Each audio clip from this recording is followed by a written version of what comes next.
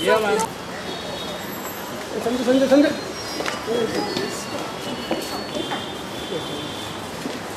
Have you started? Yes. Come.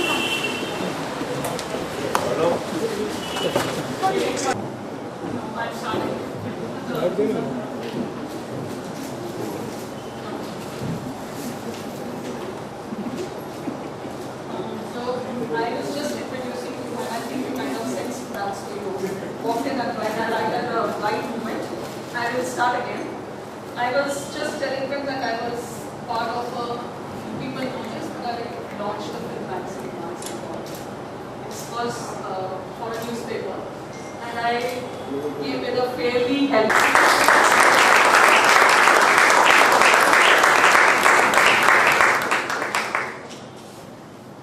Now that Prerna just read out a short paragraph from a book, I think this is the right time that we all get a look at the book. So I request all our dignitaries to release the book. Mobile.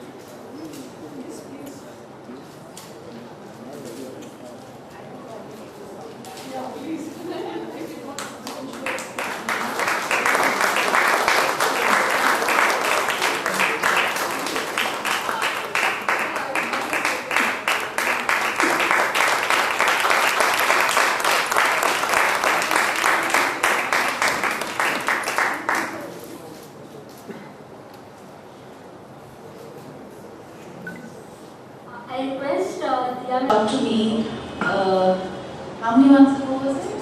About 6 months. Had we connected before that? No, that was actually the first time I had heard from you. I of course knew about you. I was fascinated about the work that I was doing and her keenness in conservation, and just heard how much she knew. And I was very intrigued to get to know her. I was keen to get to know her better. And she reached out to me and she said she was writing this book and she wondered whether I would endorse it. And she sent me the transcript. And her yes was unconditional. My yes was immediate and unconditional. And then I read the transcript and I was just blown away by her audacity. You know, she spoke about me taking a stand. I just can't believe that she has a stand that she takes that goes beyond the realm of how we take stands today. You know, even our stands are politically correct. Even our stands are in keeping with the sanctity of what perhaps the situation demands for us to take, or allows us the room to take. She dispels all those theories. She goes beyond the stretch of any stand ever taken. Because I think that very few people have the ability to be as fiercely honest as Prerna chooses to be. And at her own risk. You know, I think that every day, and I don't know her very well, but the sense that I get from reading her book and just interacting with her a lot more post-reading this book, because now I call her. Every time I'm exasperated, I call her. Every time I need advice, I call her. Every time I want a pointer in the right direction, I call her. And I'm so grateful for that, Prerna. I take full advantage of you. It goes both ways. But I don't want to lose my thought. I'm going to go right back to it. But what strikes me as amazing about Prerna is the fact that she has the audacity to be honest in a time where we are unwilling to be so, because I think denial serves us convenience. You know, it just gives us, perhaps denial sometimes buys us time and allows us to do the wrong that we're doing, or the wrong that we're seeing and letting it go back. But this honesty also, I feel, in many ways, is a driver of action, and it's something that will unshackle consciousness. It's something that will permeate into consciousness. This book made me angry. It made me very angry, but it also made me very grateful, because I don't think think I had ever, up until now, realized fully, with all my consciousness, what a great country we actually are. Because you know, when people throw statistics in our direction, and people say, you know, the world's largest number of tigers live in India, and the world's largest number of wild elephants live in India, or that the world's largest number of one-horned rhinos live in India. These are just numbers that we hear, and of course we appreciate it and we think it's a wonderful thing.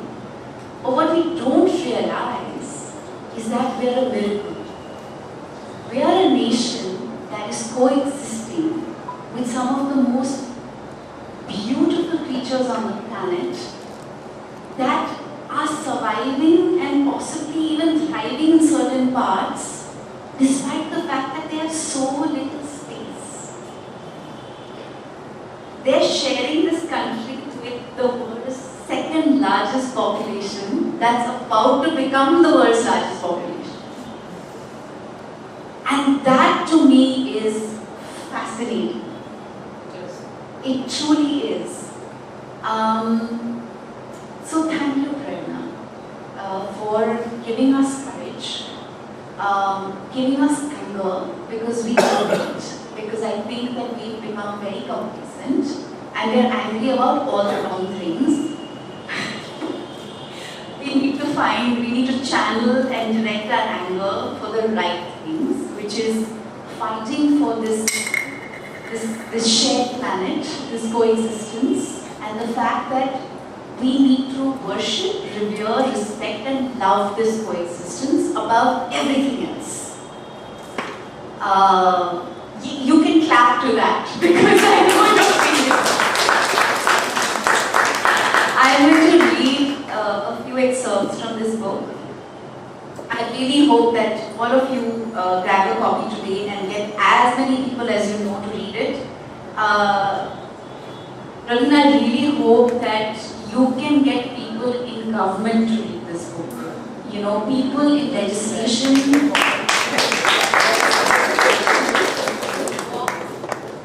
people who walk the corridors of our present and who determine our future.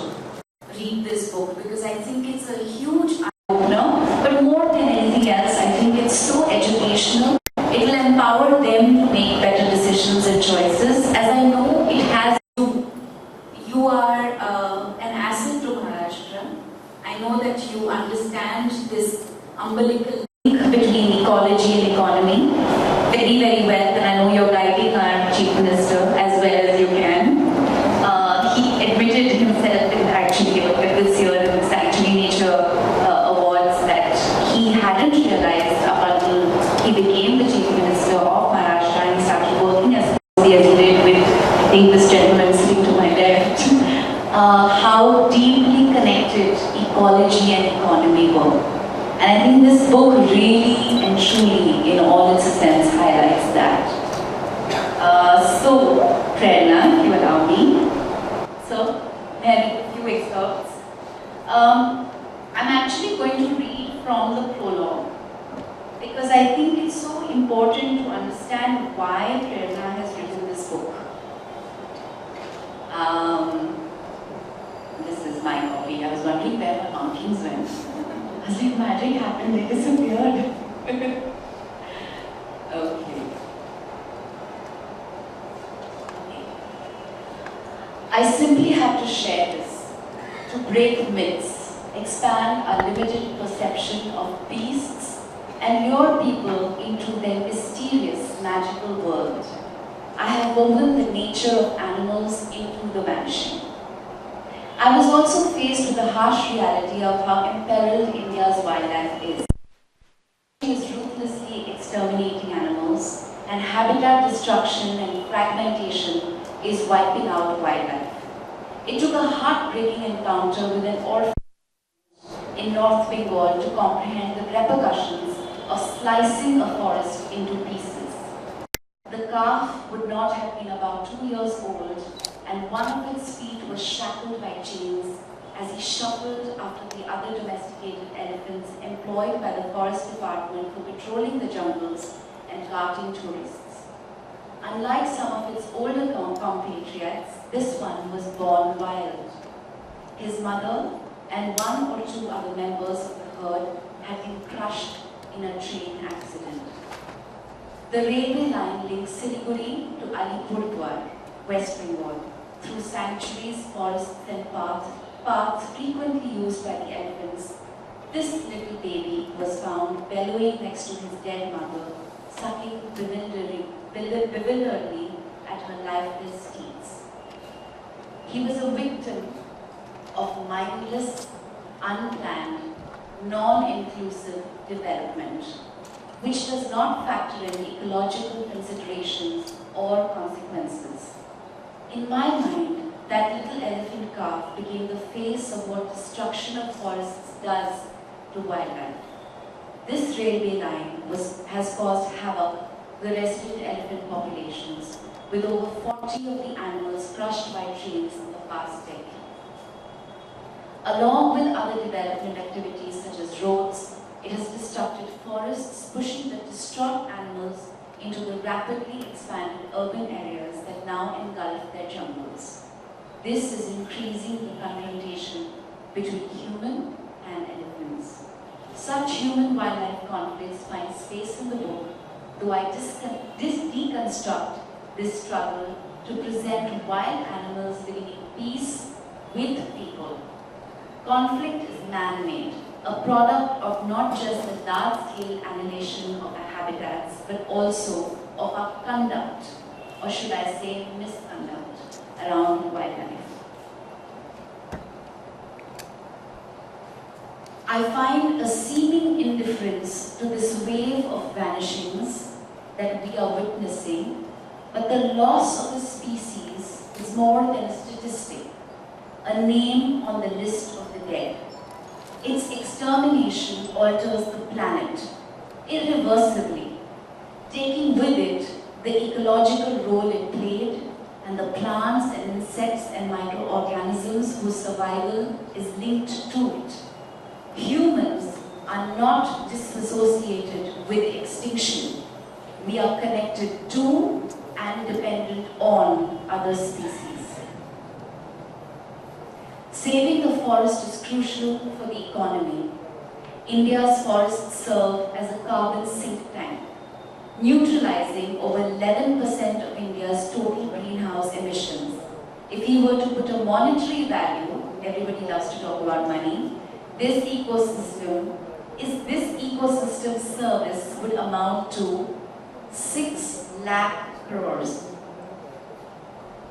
Yet, we continue to clear, at a conservative estimate, no less than 135 hectares of forest a day, diverting it for various projects such as highways, mines, and cement factories. And we pitch their protection and that of a healthy environment against development. Simply put, if we lose the forests, we lose the fight against climate change. The conservation versus development debate has polarized society. If you're not with development in the way it is currently defined, then you are against the nation. If you defend a forest or would rather have tigers than a wider road, then you're anti-national. There is little attempt to factor in ecological considerations in the development agenda or balance both imperatives. More than anything else, it is this dangerous notion that conservation or a clean environment is not for the national good that compelled me to highlight the wildlife crisis. There is hope. There is time, even though the clock is ticking away. The act of writing the book itself signatures hope.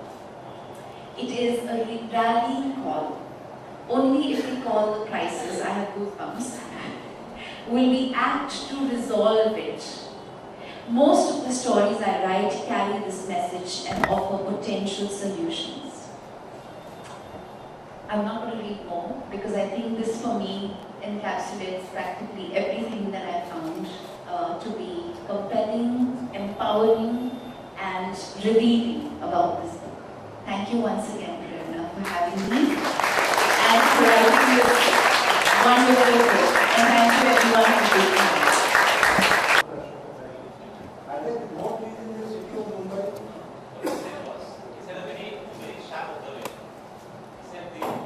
Which you see in Mumbai are older, more well grown than in many of the forests that they travel, which is true. And also trees which are not surviving, trees which are thriving, which have been locked into use.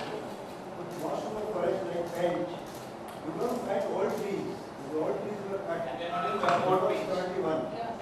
Protected areas just cover 2 to 3% of our area. We are talking about the ordinary forests, which are 20% of the. Talking about those forests. But again, sir, I'll just take one more example from your book, which is about Sanjay Gandhi National Park. I think that provides a very good example. So we have the highest density of leopards there, one of the highest, and they don't live on the forest ecosystem. They live on our ecosystem. They live on what humans create in terms of waste, dogs, and that way. Today we have more tigers living outside parks, not on the natural ecosystem. They are living off what human beings cultivate in terms of crops, nilgai, and other cattle which eat that, and then the tiger. So this is a totally new pyramids which are coming up in terms of the density. It's not available anywhere else in the world. Very few parts. In Gir, there are more lands living off the human agrarian food chain than living on the natural food chain of the cheetal and sambal. So these are some very good things which you allude to in terms of the coexistence. But we need to think about our development model somewhere in this pattern. That's all I think. The only thing I would like to point out here, They seem to be adapting to us. We refuse to adapt. and the only flaw in this whole theory is that we need the forest ecosystems. Them adapting, thinking that leopards can survive in sugarcane because the forests which they inhabit give us, the water. We need it more than they need it. Yeah, That's it. we need it more than they need it. Right. Here you are part. Since I've become more deeply involved with conservation work. In fact, with the Wildlife Trust of India, we initiated something called Champions of Nature. Champions of Nature with the Wildlife Trust of India, where we've invited people from all spheres of communication. So if you're a graphic designer, you're an artist, a photographer, a painter, writer, any form of communication, come be a part of us, help us spread the message of conservation, and find entertaining and engaging ways of bringing the narrative of nature into mainstream communication. So this is something that we're working on, and you will in the coming months and years see a lot more visible communication building on the narrative of nature and reducing the gap between urban man and nature. Very good.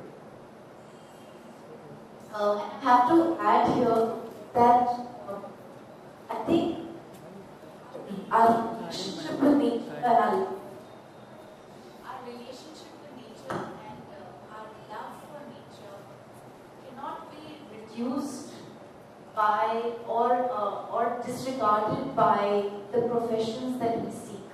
I really feel that no matter what, and this is something that my mentor and one of my real life heroes, Bidu Sehgal, always tells me, that it doesn't matter what field you belong to or what profession you're involved with. You can find a way to express your love for nature, your connection with nature, and help more people discover their connection with nature. Because the fact of the matter is that we are not apart from nature, we are a part of nature. And the only thing that really gives us a genuine sense of well-being is the shade of a tree.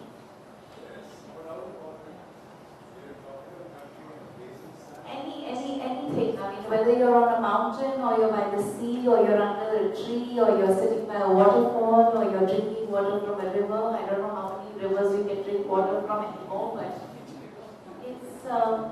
it does give you a complete sense of well-being. And that is something that all of us acknowledge and appreciate and connect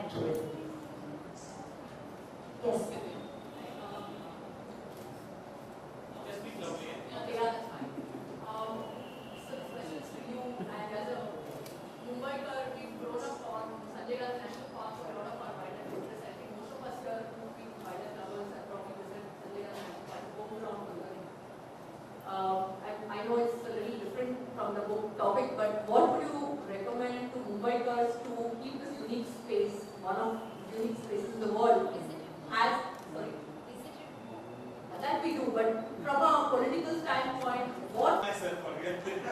I get Okay, so Praveen, thank you for being here and thank you for sharing your thoughts with us. not an attack on any state government, but just an observation. I feel that when it comes to urban development and progress, we keep citing the example of places like Singapore and we want to do more like China. And what we don't imbibe from them is the very strict rules and the guidelines that they follow while improving urban development. So there's something that sets off the urban development which has a very, very pertinent ecological balance within it, right? So for example, there is a lot of green cover that is introduced to urban structures, say in cities, upcoming cities in Singapore and in China, where there are literally green walls being grown. And unfortunately, we have real estate developers in Mumbai who are putting plastic plants instead of real plants, and they call it green walls. It's deplorable, it's disgusting. But they're doing it, and they think it's beautiful. So, while I understand and appreciate, we all value the fact that we're a densely populated city and there is a need to improve the local transport and to make as much transportation, accessible to more people and not, allow people drive their own personal vehicles.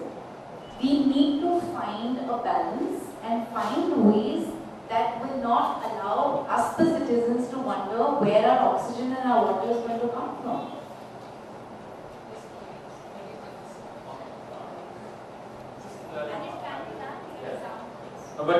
Good news, Prerna. So since we started the Rite of Passage campaign, the Giant Refugees, I actually had a tweet to the Chief Minister of Odisha, posted to my Twitter page for the last months, pinned to my. But apparently, because I spoke up and a few other people with me spoke up about this issue, the locals started understanding it better, and they have been going and speaking to the crowds, and there's been a change in the mindset that is being made. And as we speak, Sanctuary Nature Foundation is drafting a script for me in Korea that I'm going to be speaking into camera and sending to the chief, no, not to the chief minister, we're sending it to the local news bodies there, play it across all local channels and share it across WhatsApp and all these other. Yeah, yes, we're here. Come.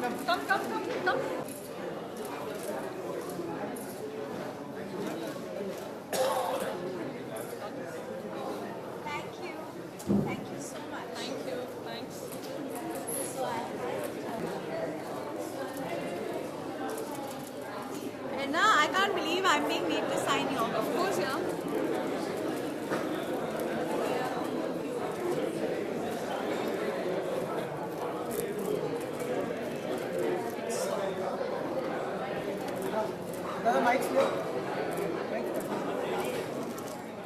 Thank you. That's your pen, right? Only for autograph. Okay, this is. Deepti? Yeah, hi. So good to log in touch. Okay, yeah. Visible right now because I'm not there. It's mine.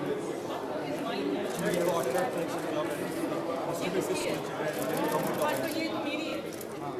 इसको मैं sign नहीं करूँगी. ये मेरी किताब है. I think I'll keep it. Rite of Passage Giant Refugees. Hashtag. Diamonds Champions of Nature Wildlife Trust of India. No, there's no website. You can visit Wildlife Thanks, Trust. yeah. Thanks for coming. Yeah, you're welcome. Then just see what's happening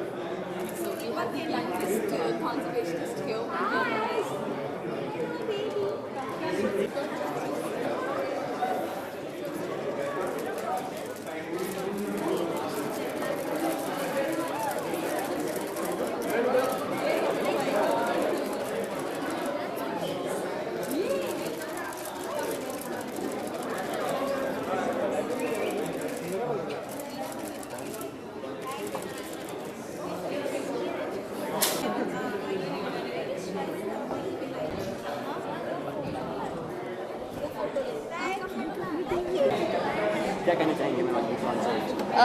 प्रेरणा बिंद्रा हमारे देश की सबसे one of the most prominent most effective voices of conservation है। उन्होंने ये जो किताब लिखी है द वैनिशिंग, ये बहुत टाइमली बहुत इम्पॉर्टेंट किताब है।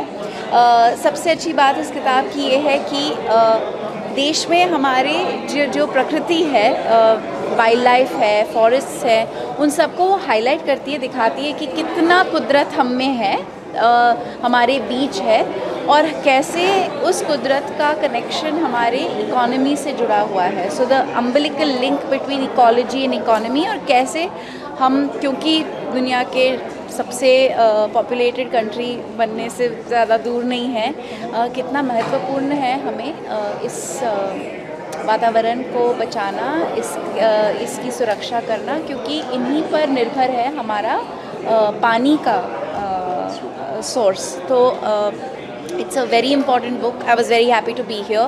The NHS is, I mean, it's a historical, it's an amazing location. It's a venue that has seen the greatest conservationists in the country. And this is actually second time मैं यहाँ आई हूँ। पहले भी मैं यहाँ आई थी एक और conservationist की किताब लॉन्च करने के लिए, और I think as a person who belongs to the film industry, ये मेरे लिए बहुत बड़ी बात है कि जो सीरियस कंजर्वेशन में लोग फोकस करते हैं, जो असली काम कर रहे हैं, वो मेरे बात को मानते हैं, मुझे वो सम्मान दे रहे हैं। ये मेरे लिए बहुत गर्व की बात है। हम ये बोल सकते हैं कि इस बुक के थ्रू हम वाइल्ड लाइफ में एक स्टेप और आगे जा सकते हैं। हम इस बुक के थ्रू हमारे जो लॉज हैं, हमारी जो गाइडलाइंस है, हमारी जो प्रोटेक्शन एजेंसीज़ हैं, वाइल्ड लाइफ बोर्ड्स हैं, उन सबको और बढ़ावा दे सकते हैं और सपोर्ट दे सकते हैं। एंड आई रियली होप कि जितने लोग गवर्नमेंट में हैं, पॉलिटिशियंस हैं, ये किताब पढ़े ज़रूर, द वैनिशिंग। रिसर्च करना पड़ता है क्योंकि आप भी वाइल्ड लाइफ से काफ़ी जुड़ी हुई है, काफ़ी अर्से से रिसर्च करना पड़ता है रिसर्च के बारे में। आई थिंक अगर सीखना चाहो तो सीखने के लिए बहुत अपॉर्चुनिटीज़ मिल जाती हैं। कंजर्वेशन और वाइल्ड लाइफ प्रोटेक्शन में मेरी रुचि है। मैं बहुत ख़ास करके इसमें दिलचस्पी रखती हूँ और कोशिश यही करती हूँ कि जितना पढ़ सकूँ, जितना सीख सकूँ।